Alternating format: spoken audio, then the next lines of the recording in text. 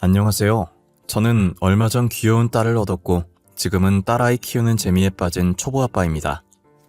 저희 어머니가 입에 달고 다니는 말은 너 같은 자식을 낳아봐야 부모의 마음을 알게 된다는 것이었어요.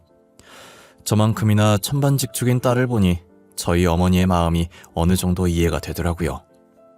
그렇게 손주 보고 싶다고 노래를 부르시더니 그래도 손주 얼굴은 한 번 보고 눈을 감으셨네요. 저와 아내는 아직도 저희 어머니 이야기가 나오면 눈물을 흘립니다. 살면서 고생만 하다 가신 저희 어머니를 생각하면 여전히 가슴 한가운데가 욱신거리죠. 이제야 자식 노릇 제대로 하려고 하는데 어머니는 저희를 기다려주지 않으시네요. 저는 지금부터 여러분들께 저희 가족에 대해 이야기해보려고 해요. 저희 집안을 한 단어로 표현하라고 한다면 자수성가라는 단어가 제일 잘 어울리는 집안이네요. 저희 집안은 시대를 거슬러 올라가도 뼛속부터 흙수저인 집안이었어요. 재벌가와 결혼해서 인생 역전하는 건 정말 드라마에나 있는 일이었죠. 저흰 형편이 나아지지 않았고 계속해서 가난을 대물림하고 있었어요. 하루에 두 끼 먹는 것도 감사하게 생각할 정도로 가난했었어요. 그래도 그나마 저희 아버지께서 운전을 좀 잘하셔서 버스 기사를 하게 되면서 저희 집 살림이 조금씩 나아지기 시작했어요. 하루 두 끼도 못 먹을 때 많았는데 이제 든든하게 세 끼 먹을 수 있으니 정말 감사한 일이었죠. 하지만 제가 중학생이 되었을 때 아버지는 사고로 세상을 떠나셨어요. 빗길에 운전을 하시다가 코너길에 차가 미끄러졌는데 아버지는 타고 있던 승객들 살리겠다고 핸들을 자기 쪽으로 꺾은 거예요. 그렇게 승객들은 타박상 정도로 끝났고 아버지는 현장에서 사망하셨어요. 어머니도 저도 슬펐지만 아버지의 선택이 옳았다고 생각했어요. 자신의 희생으로 많은 사람들을 살리셨으니까요. 저는 찰나의 순간에도 그런 생각을 했던 아버지가 항상 자랑스러웠어요. 하지만 아버지의 부재로 저희 집은 다시 가난해져갔고 어머니는 이대로 있을 수 없다고 생각하셨는지 아버지의 사망보험금과 아버지 월급 모아둔 것을 들고 분식집을 차리셨어요. 가게 뒤편에 방 2칸짜리 집을 딸려 있었는데 건물주께서 저희 사정을 딱하게 생각하시고 보증금을 원래 받으려고 했던 것보다 적게 받으셨어요. 당연히 월세도 절반 가까이 줄여주셨죠. 저희는 건물주를 잘 만나 남들보다는 적은 돈으로 장사를 시작했어요. 학교 바로 밑에 있었기 때문에 아이들도 많이 사 먹고 아이들 기다리는 부모님들도 자주 사 먹었어요. 그렇게 아이고 어른이고 할 것 없이 너도 나도 저희 분식점을 찾아주셨죠. 근처에 저희 말고 다른 분식점도 없어서 저희 집이 독점했다고 생각하시면 돼요. 어머니는 제가 성인이 되었을 때도 계속해서 장사를 하셨었어요. 저는 직장을 잘 다니다가 사업에 관심을 가지기 시작했고 사업에 대해 공부하면 할수록 잘할 수 있을 것만 같은 자신감이 생겼어요. 그래서 겁도 없이 무턱대고 사업을 하겠다고 뛰어들었죠. 어머니는 남자들 한 번씩은 사업 생각 다 한다고 해보고 싶으면 하라고 저를 응원해 주셨죠. 그러더니 10년간 해온 분식집을 처분해서 그 돈으로 제 사업에 보태라고 하시는 거예요. 저는 그동안 어머니가 어떻게 살았는지 잘 아는데 이 돈을 어떻게 쓰냐고 안 받겠다고 했어요. 진우야, 이 돈 받아. 그동안 내가 모은 돈이랑 분식집 처분한 돈이야. 돈이 있어야 사업도 할 수 있는 거야. 그러니 이 돈 받아서 하고 싶은 사업 시작해. 어머니, 저는 이 돈 받을 수 없어요. 어머니께서 어떻게 모아온 돈인데요. 그리고 분식집은 왜 처분하셨어요? 10년 동안 꾸준히 해오시던 거잖아요. 이제 그만할 때도 됐지 뭐. 안 그래도 분식집 처분하려고 했었어. 건물주가 바뀌었는지 어떤 남자가 이제 자기 건물이라고 나보고 나가라고 하더라고. 네? 그게 진짜예요? 아니, 자기가 건물주면 다야? 갑자기 그렇게 나가라고 하는 법이 어디 있어? 그럼 어머니 어디서 지내시려고요? 지낼 곳 있는 거예요? 없으면 제가 지내는 원룸에서 같이 살아요. 아니야, 조그만 단칸방 하나 구해서 지내고 있어. 걱정하지 마. 내가 발 뻗고 잘 것도 안 구하고 너한테 이 돈 주는 걸까봐? 빨리 받아. 안 받아주면 엄마가 서운하지. 내가 너 첫 투자자다. 잊지 마. 저는 어머니의 성화에 못 이겨 어머니가 주신 봉투를 받아들였어요. 2번은 없다는 각오로 악착같이 준비해서 사업을 시작했어요. 저는 발에 땀나도록 뛰어다니며 여러 투자자들을 만나 기획안을 돌렸어요. 며칠간 아무에게도 연락이 없어서 이대로 시작도 못 해보고 포기해야 하나 싶었는데 저를 투자해주겠다는 사람들이 하나둘씩 나타나게 된 거예요. 저는 투자자들 덕분에 운 좋게 사업에 성공할 수 있었어요. 어머니께서 분식집을 운영했던 것처럼 저도 음식 사업을 했어요. 요즘같이 바쁜 현대인들이 퇴근 후 집에서 혼자 밥 차려 먹기도 귀찮아하기 때문에 간단하게 먹을 수 있는 즉석식품들을 만들어서 팔았어요. 처음엔 끼니를 해결할 수 있는 음식들을 위주로 만들어 판매하기 시작했지만 점차 범위를 넓혀 간식들이나 안주로 먹을 것들도 만들어서 팔았어요. 어른부터 아이까지 전부 즐길 수 있는 것들로 만들어 판매했죠. 가끔 이벤트로 그 시대 추억의 간식들도 만들어서 팔았어요. 저는 살면서 처음으로 큰돈을 만져봤어요. 없던 사람이 갑자기 큰돈을 만지면 정신 못 차린다고 하잖아요. 저도 처음엔 이 큰돈을 어떻게 해야 하나 정신을 못 차리겠더라고요.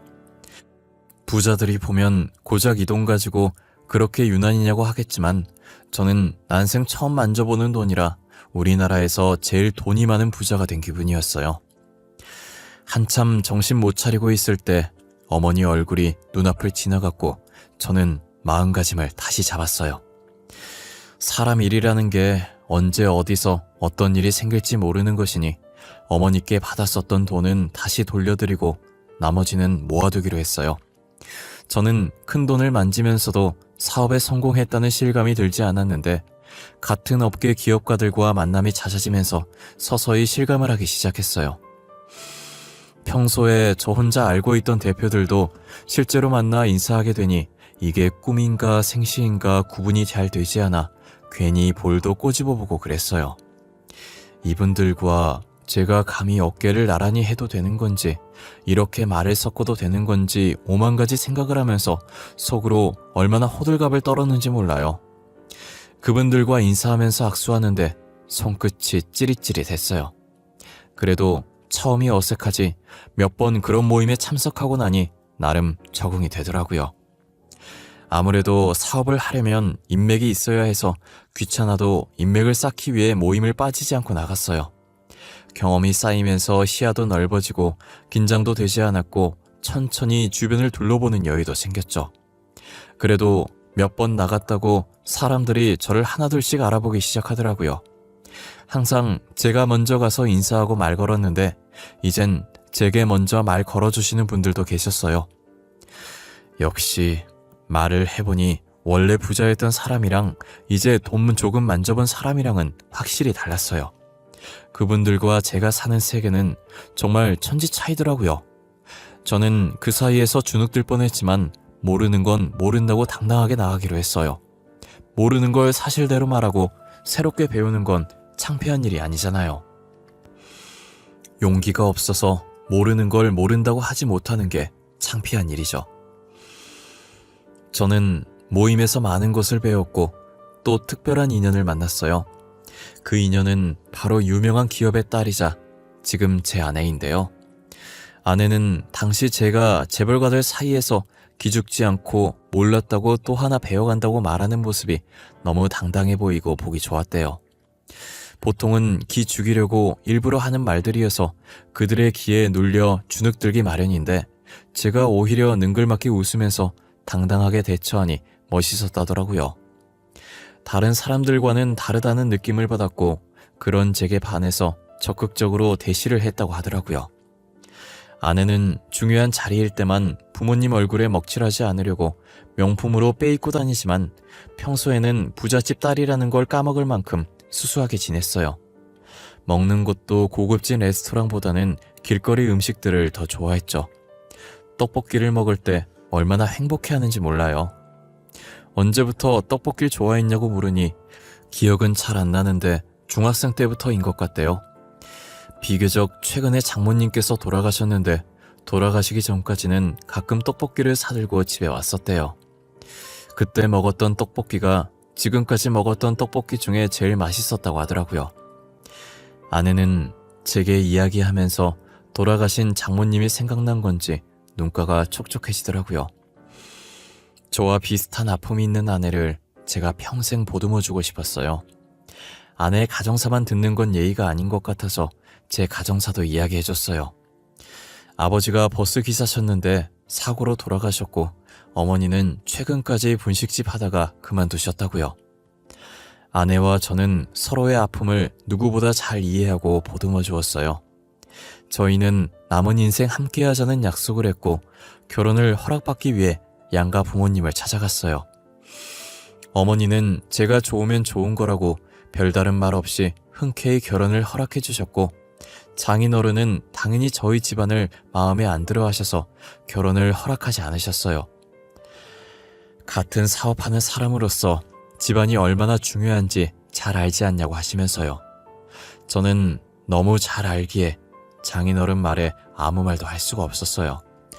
제가 아무런 말도 못하자 늘 차분하고 조용하던 아내가 나서더라고요. 결혼은 제가 하고 싶은 사람이랑 하고 싶어요. 지금까지 아버지가 원하는 대로 다 했잖아요. 결혼만큼은 제가 하고 싶은 대로 하게 해주시면 안 돼요? 그래, 하고 싶은 사람이랑 해. 나는 하지 말라고 말린 적 없어. 대신 집안 괜찮은 사람들 중에 하고 싶은 사람을 고르란 말이야. 그게 그렇게 어려운 일이니? 네, 저한테는 어려운 일이에요. 사랑하지도 않는 사람과 어떻게 결혼해요? 아버지는 하실 수 있겠지만 저는 절대 할 수 없어요. 그러니 말리지 마세요. 네가 그렇게 나온다면야 말리지 않겠다. 너희 결혼해. 대신 너가 선택해야 할 것이야. 가진 것 없이 이제 막 회사 세운 저자를 선택할 건지 아니면 이 아비를 선택할 건지. 저는 진우 씨 선택할게요. 더 이상 아버지 손아귀에 휘둘리고 싶지 않아요. 그동안 감사했습니다. 결혼식에는 안 오셔도 돼요. 저희 둘이 손잡고 입장할 거라 아버지 없어도 되거든요. 아내는 장인어른께 쌀쌀맞게 대답하더니 제 손목을 잡고 나왔어요. 한참을 걷다가 제 손목을 놓더니 한숨을 푹 쉬더라고요. 이런 모습 보여서 미안하고 이런 대우받게 해서 미안하다면서요. 저는 괜찮다고 예상하고 있었다고 아무렇지 않게 대답했어요. 장인어른께서 허락하실 때까지 기다려보는 게 어떠냐고 조심스럽게 물으니 절대 대답을 번복할 사람이 아니라고 단호하게 말하더군요. 다시는 안 보면 된다고 어차피 아버지에 대한 정이 없었다고 하면서요. 저는 아내가 저렇게 단호하게 말한 적이 처음이라 아무 말도 할 수 없었어요. 아내는 빈말이 아니었는지 정말 장인어른과 연을 끊었고 결혼을 할 때도 청첩장을 드리지 않았어요. 신랑 신부 입장도 따로 하지 않고 아내가 장인어른께 말한 대로 동시에 입장을 했어요. 저는 아내의 기분이 걱정이 되었지만 아내는 걱정했던 것보다 괜찮았고 마냥 해맑게 웃고 있었어요. 아내의 웃는 모습을 보고 아내만 행복하면 됐다며 저도 괜한 걱정하지 말자고 생각했죠. 저희는 결혼 후 어느 신혼부부보다 행복했어요. 제 사업도 계속 잘 되고 있었고 아내와도 한 번도 싸운 적이 없었죠. 그리고 무엇보다 저희 어머니와 아내 사이가 굉장히 좋았어요. 아내가 저희 어머니를 많이 존경하고 진심으로 좋아해줬거든요. 하지만 1년 후 한순간에 모든 것이 바뀌어 버렸어요. 어느 날 갑자기 제가 만든 음식에 벌레나 철 같은 이물질이 나왔다는 문의글이 폭주하더니 다들 환불을 하고 저희 제품을 불매하겠다고 난리인 거예요. 고객들은 무작정 저희 회사로 물건을 다시 돌려보내고 돈 달라고 회사까지 찾아왔어요. 저는 영문도 모른 채 일단 환불을 다 해드렸고 어떻게 된 건지 원인을 찾아봤어요. SNS를 뒤져보니 어떤 사람이 증거 사진도 없이 저희 제품을 먹는데 벌레가 나왔다는 둥, 철 같은 게 나왔다는 둥 구구절절 자신이 피해 입었다며 글을 썼더라고요. 그 글을 본 사람들이 더럽다고 안 먹겠다고 환불해달라며 난리를 친 거였어요.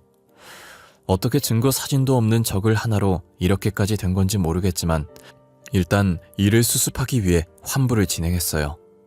하지만 제가 환불을 해줌으로써 잘못을 인정한 게 되어버렸고 제가 입장문을 적어도 아무도 봐주지 않았어요. 결국 저희 회사는 2달도 못 버티고 부도 처리가 되었죠. 결혼 후 한창 신혼을 즐겨야 할 시기에 회사가 망하게 되었고 사업하면서 가졌던 것보다 더 많은 것을 토해내야 했어요. 투자자들은 집까지 쳐들어와 돈 될 만한 것들도 다 가지고 갔어요. 저희 아내가 저와 결혼하기 전에 샀던 명품들도 다 가지고 가버렸어요. 이건 제 사업과 아무 상관없는 물건들이라고 필사적으로 말렸지만 소용없었죠. 아내는 괜찮다고, 우리도 억울하지만 저 사람들도 어떻게 보면 피해자 아니냐고 가지고 가게 놔두라고 하더라고요. 저는 너무 미안해서 아내의 얼굴을 똑바로 볼 수가 없었어요. 아내는 계속 괜찮다고, 재벌과 사이에서 기죽지 않고 당당하던 사람 어디 갔냐고 매력 없어지려고 한다면서 괜히 장난을 치며 저를 다독였어요. 집도 경매로 넘어가 버려서 저희는 결국 어머니 집에서 생활하게 되었어요. 일단 집은 어떻게 해결했는데 앞으로 생활할 게 문제더라고요. 아내는 언제 숨겨놨던 건지 몸속에서 통장을 하나 꺼내더니 모아둔 돈이 있다고 당분간은 그걸로 생활하자고 하는 거예요. 저는 그 돈으로 평생 살 수 있는 것이 아니었기 때문에 막노동이라도 뛰어야겠다는 생각을 했어요. 막노동이라는 게 무거운 것도 많이 들고 고생을 많이 해야 해서 몸은 조금 힘들지만 돈은 쏠쏠하더라고요. 이 돈이면 금방 모아서 투룸 월세방 정도는 얻을 수 있을 것 같았어요. 저희는 최대한 아껴 쓰고 제가 벌어오는 돈을 모아서 더 큰 집으로 이사갈 계획을 짰어요. 하지만 당시 한여름이라 장마철로 비가 계속 오는 바람에 한동안 일을 나갈 수가 없는 거예요. 저희 집에서 일하는 사람은 저밖에 없었는데 제가 일을 못 나가니 난감하더라고요. 아내도 가만히 지켜보다가 이대로는 안 되겠다고 생각이 들었는지 결심했다는 표정으로 자기가 돈 구해오겠다고 하면서 집을 나가는 거예요. 그렇게 집을 나간 아내는 한동안 집에 돌아오지 않았어요. 저와 어머니는 아내가 연락을 해도 받질 않아 걱정이 되어 실종신고라도 해야 하나 했어요. 그러나 며칠 뒤 잘 있으니까 걱정 말라고 당분간은 어떤 연락도 하지 말라는 문자만 하나 와 있더라고요. 저는 아내가 어디서 뭘 하는지, 잘 먹는지, 잘 자는지 걱정되긴 했지만 일단 아내의 말을 듣기로 했어요. 그동안 저는 장마철이 지나서 다시 막노동을 뛰기 시작했어요. 푹푹 찌는 날씨와 공사장 먼지들, 그리고 쉴 틈 없이 흐르는 땀까지 제 몰골은 말이 아니었어요. 그늘도 없이 일을 하니 피부는 새까맣게 타다 못해 살가죽에 화상을 입은 건지 아팠어요. 저는 근무를 마치고 그런 몰골로 지쳐서 힘없이 터덜터덜거리며 집으로 향하고 있었어요. 목에 걸려있던 수건으로 다리 쪽에 묻는 흙들을 탈탈 털면서 가고 있는데 반대편에서 굉장히 낯익은 여자가 제 쪽으로 걸어오고 있더라고요. 가까워지면서 점점 또렷해지는 여자의 얼굴을 자세히 보는데 제 아내인 거예요. 아내 옆에 남자가 있어서 보니 장인어른이더라고요. 아내가 저를 못 본 건지 그냥 지나치려고 하길래 제가 순간적으로 아내의 손목을 잡아버렸어요.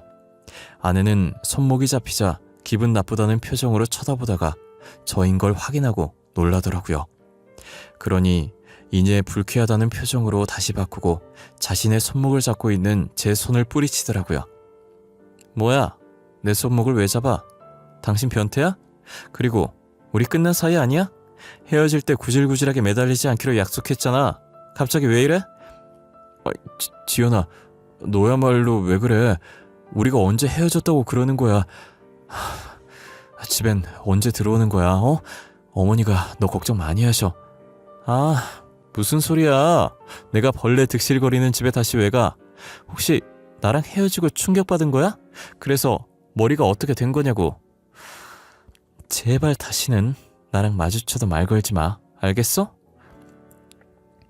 아내는 못 본 사이 많이 바뀌어 있었고 예전 장인어른께 했던 것처럼 쌀쌀하게 저를 대했어요. 제가 무슨 말을 걸어도 이미 우리는 끝난 사이라며 아내는 매정하게 돌아섰어요. 이혼 도장을 찍은 것도 아니고 끝낸 적이 없는데 계속 끝난 사이라고 말하는 아내가 이해가 안 갔어요. 이해를 해보려고 노력을 해봤지만 지금 무슨 상황인지 도무지 모르겠더라고요. 영 끊었던 장인어른과 함께 있는 상황도 마찬가지고요. 저는 아내가 갑자기 제게 저렇게 할 사람이 아니라는 걸 잘 알기에 그럴 만한 사정이 있을 거란 생각이 들어서 아내를 믿고 기다려보기로 했어요. 하지만 며칠이 지나고도 아내에게 연락이 없었고 집에 돌아오지도 않았어요. 혹여나 전에 마주쳤던 장소를 가면 다시 만날 수 있지 않을까 하는 마음에 퇴근 후 기웃기웃 거려보았지만 아내의 머리카락 한 올 볼 수 없었어요. 일주일 정도 지났을까 아내를 볼 수 있을 거란 희망을 가지고 찾은 장소엔 어머니가 계셨어요. 어머니는 거리를 돌아다니며 버려져 있는 소주병과 맥주병을 줍고 계시더라고요. 저번에도 살림에 보태겠다고 소주병, 맥주병 줍고 다니셔서 그러지 말라고 했는데 또 저 몰래 나와서 줍고 계신 거예요. 저는 어머니를 모시고 집으로 가려고 가까이 다가갔는데 그때 딱 마침 아내가 보이는 거예요. 저번에 마주쳤던 것과 똑같이 장인어른과 함께 있더라고요. 아내 옆에 소주병 하나가 있어서 어머니가 아내 쪽으로 다가가는 거예요. 어머니는 아내를 못 보고 소주병을 집으려고 팔을 뻗다가 이내 다리에 손이 살짝 스쳤어요. 아내는 손으로 다리를 털면서 어머니를 째려보더라고요. 저기요 할머니, 소주병 줍는 더러운 손으로 지금 어딜 만지시는 거예요? 아유, 미안해요. 제가 소주병만 보느라 사람을 미처 못 봤네요. 죄송합니다. 아가? 너 지연이 아니니? 집에는 왜 안 들어오는 거야? 살았는지 죽었는지 연락이 안 돼서 얼마나 걱정했는데. 할머니까지 이러시네. 저 그이랑 헤어졌어요. 못 들으셨어요? 저희 이제 아무 사이도 아니라고요. 남남이에요. 그리고 제발 더러운 손 좀 치우세요. 야, 뭐? 더러운 손? 너 말이 심하다. 됐다. 이제 말 섞기도 싫어. 언젠간 돌아오겠지, 사정이 있겠지 하면서 끝까지 너 믿었던 내가 바보지. 그래, 이제 아는 척하지 말자. 저는 어머니께 막말하는 아내에게 참을 수가 없었어요. 저한테나 어머니한테나 상처 주는 말 아무렇지도 않게 하면서 남남이라고 강조하는데 아무래도 이혼을 원하는 것 같아서 아내 뜻대로 해주기로 마음먹었어요. 저는 이혼 서류를 작성해서 나머지 반 채워서 제출하라고 아내의 집으로 서류를 보냈어요. 몇 번이고 이혼 서류를 보냈지만 답은 돌아오지 않았어요. 그러다 한 달이 지나고 아내가 다시 집으로 돌아온 거예요. 어머니는 잘 돌아왔다며 아내를 반기는데 저는 저희에게 막말하던 아내가 반갑지 않았어요. 남남이라고 매몰차게 굴 땐 언제고 여기는 어쩐 일로 오셨대? 아, 드디어 이혼 서류 작성해서 가지고 온 거야? 한 달이나 지나서? 여보, 그런 거 아니야. 내가 다 사정이 있어서 그랬어. 당신한테도 어머님한테도 너무 미안해. 어머님, 막말해서 죄송해요. 그때 한 말은 마음에도 없는 소리였어요. 저도 어쩔 수가 없었어요. 아내는 자신이 저희에게 막말을 할 수밖에 없었던 이유를 말하기 시작하더라고요. 장인어른이 마지막 기회를 주겠다고 지금이라도 저희를 버리고 집으로 돌아오면 재산을 남겨주겠다고 했다더라고요. 그때 장인어른은 병에 걸려 있어서 살 날이 얼마 남지 않았었대요. 죽기 전에 재산 분배를 해야 하는데 그 돈이 전부 장모님 돈이었다고 하더라고요. 어떻게 된 건지 자세히 설명해보라고 했더니 장인어른은 아내의 친부가 아니었어요. 아내의 친아버지는 일찍이 돌아가셨었고 지금 장인어른은 4년 전쯤 장모님과 재혼한 사람이다더라고요. 장모님 돈을 보고 일부러 접근했고 장모님은 몸이 좋지 않으셔서 살 날이 얼마 남지 않았다는 생각에 혼자 남을 아내가 걱정돼서 재혼을 했다고 하시더라고요. 그렇게 장모님이 돌아가시고 장모님이 가지고 있던 건물과 돈 그리고 회사까지 장인어른이 챙기신 거예요. 그러다 최근 장인어른도 병에 걸리게 됐고 아내에게 재산 조금이라도 받고 싶으면 집으로 오라고 한 거죠. 아내는 장모님 재산을 다시 되찾아야겠다고 생각했고 혹시라도 장인어른이 재산을 다른 곳에 빼돌릴까봐 저와 인연을 끊은 척하고 장모님 재산을 지킨 것이었어요. 장인어른이 만나고 있던 여자가 있긴 했지만 다행히 그 사이에 아이가 없었더라고요. 그래서 모든 재산을 자식으로 올라가 있던 아내가 다 가지고 올 수 있었어요. 모든 재산을 상속받고 나서 다시 저희 앞에 나타난 거죠. 아내는 그동안 너무 미안했다고 재산을 받기 위해선 어쩔 수 없었다고 우는 거예요. 아내는 어머니 손 절대 안 더럽다고 열심히 사신 흔적이 있는 손이 어떻게 더럽냐고 멋진 손이라고 했고, 제게는 절대 헤어질 수 없다고, 저 같은 사람은 어떻게 다시 만나냐며 울면서 이혼하기 싫다고 했대요. 저는 아내의 어깨를 토닥이며 괜찮다고 울지 말라고 다 이해한다고 다독여줬어요. 아내는 이제 더 이상 여기서 살지 않아도 된다고 자신의 본가로 옮기자고 하더라고요. 어머니는 아내의 말에 계속 이곳에서 혼자서 사시겠다고 고집 피우셨어요. 며칠간 설득한 끝에 자식 이기는 부모 없다고 어머니는 저희 뜻을 따르셨죠. 저는 막노동 일을 그만두고 장모님 회사에서 일을 하기 시작했어요. 아내는 꼭 제가 회사를 물려받았으면 좋겠다고 대표직에 임시로 자신의 삼촌을 올려놓았고, 저를 회사에 억지로 집어넣어 버렸어요. 제 의지로 회사에 들어간 건 아니지만 그래도 감사하게 일을 배우고 있어요. 이제 어느 정도 일을 배웠을 때 아내는 조그만 생명도 제게 안겨주었어요. 제게 초음파 사진을 내미는데 얼마나 가슴이 벅차던지 입을 떡하니 벌린 채 아무 말이 안 나왔어요. 어머니도 아내의 임신 소식을 들으시고 너무 좋아하셨어요. 아이가 입맛이 아내를 닮았는지 떡볶이가 땡긴다면서 아내가 계속 떡볶이를 찾더라고요. 어머니는 간만에 실력 발휘를 해야겠다며 주방으로 향해서 열심히 떡볶이를 만드셨어요. 아내는 떡을 하나 집어먹더니 조용히 젓가락을 내려놓고 어머니를 쳐다보는 거예요. 그러더니 어떻게 만든 거냐고 예전에 장모님이 사주셨던 떡볶이 맛이랑 똑같다고 하더라고요. 어머님, 이 떡볶이 어떻게 만드셨어요? 저희 엄마 살아계실 때 사오시던 떡볶이 맛이랑 똑같아요. 아유, 그냥 손으로 대충 쓱쓱 만들었지. 사돈이 우리 집 단골 손님 중 한 분이셨나 보네. 3년 전까지만 해도 내가 분식집을 했었거든. 나름 장사도 잘 되고 좋았지. 분식집 하셨다는 얘기 남편한테 들은 적 있는 것 같아요. 저희 엄마가 어머님 가게에서 사오신 거구나. 어떻게 이런 인연이 다 있지? 세상 참 좁다, 안 그러니? 건물주 사장님이 여자였는데 지금 보니까 너랑 똘 닮았구나. 학교 앞이라 장사 잘 됐었어. 건물주가 남자로 바뀌면서 장사를 접었지만 참 추억이 많은 가게였어. 남자로 바뀌었다고요? 어머님께서 3년 전에 일 그만두셨다고 했으니 어머님 혹시 그 건물 띵띵 초등학교 앞이셨어요? 그럼 저희 엄마 건물인 것 같은데. 알고 보니 어머니께서 장사했던 건물이 장모님 건물이었고 저희에게 인정 베푸셨던 분이 장모님이셨어요. 어떻게 이런 우연이 다 있냐면서 세상이 좁아도 이렇게 좁을 수 있냐며 서로 신기했어요. 그리고 저희 어머니를 가게에서 내쫓은 건 장모님 재산을 가진 장인어른이셨죠. 어머니와 저는 어떻게 건물 가지자마자 그렇게 매정하게 가게 빼라고 할 수 있냐고 괘씸해하고 있는데 아내는 우물쭈물거리면서 말을 할 듯 말 듯 망설이더라고요. 저는 하고 싶은 말 있으면 하라고 했고 아내는 어차피 이제 죽고 안 계시니 다 말하겠다고 하더라고요.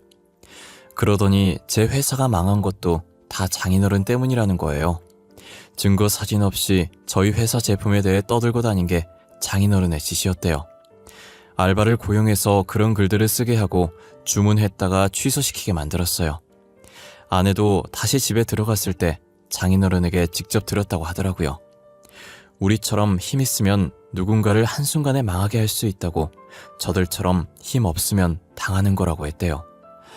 아내는 그 말을 듣고 자기도 아무것도 가진 것 없이 장모님 돈으로 누리고 있으면서 약자들을 괴롭힌다면서 속이 들끓었다고 하더라고요. 하지만 괜히 장인어른 심기 건드렸다가 아무것도 못 얻고 쫓겨날까봐 아무 말도 못했대요. 사람이 어떻게 그렇게까지 못될 수 있나 모르겠어요. 그러니 하늘이 노하셔서 천벌을 받아 병으로 일찍 죽은 거겠죠. 저는 장인어른처럼 살고 싶지 않았고 절대 그렇게 살지 않으리라 마음먹었어요. 지금도 항상 그 마음을 가지고 기부도 많이 하고 보호가 필요한 사람들을 도와드리고 있어요. 이제 지켜줘야 할 아이까지 생겼으니 좋은 아빠, 좋은 남편이 되려고요. 며칠 전 아이가 태어났는데 다행히 아내를 닮아 너무 이쁘더라고요. 하지만 저희는 아이가 태어난 기쁨을 온전히 누리지 못했어요. 저희 어머니께서 아이를 보고 이틀 뒤에 돌아가셨거든요. 어머니께서 당뇨가 있으셨는데 저희한테 짐들까봐 말을 안 하셨더라고요. 그렇게 저희에게 티도 안 내고 혼자서 아파하시다가 주무시면서 돌아가셨어요. 어머니 사망 소식에 저보다 아내가 더 많이 울었어요. 저번에 길거리에서 어머니께 마음에도 없는 소리 한 개 계속 걸렸던 거예요. 너무 죄송하다고, 사랑한다고 말해도 모자랄 시간에 자신이 그랬다면서요. 이미 어머니는 용서하셨지만 자기가 자신을 도무지 용서할 수가 없대요. 아내는 마지막으로 어머니를 보내면서 꼭 저희 자식으로 태어나서 사랑만 받으며 살라고 다시 만나자고 했어요. 지금도 여전히 저희는 어머니를 그리워하고 있어요. 언젠가 저희 자식으로 태어나 주시지 않을까, 그렇게 곁에 다시 와주시지 않을까, 그런 기대로 하루하루를 살아가고 있어요. 제 이야기는 여기서 끝을 내보려고 합니다. 지금까지 저의 긴 이야기를 들어주셔서 감사하고 늘 건강하시길 바랍니다.